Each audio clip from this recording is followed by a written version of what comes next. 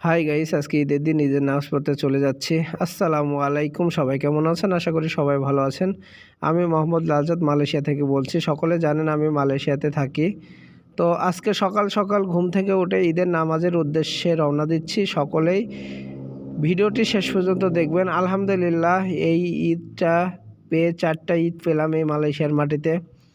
তো আল্লাহ শরীর সুস্থ রেখে 4টা ঈদ পালন করার তৌফিক দান করেছে, আলহামদুলিল্লাহ।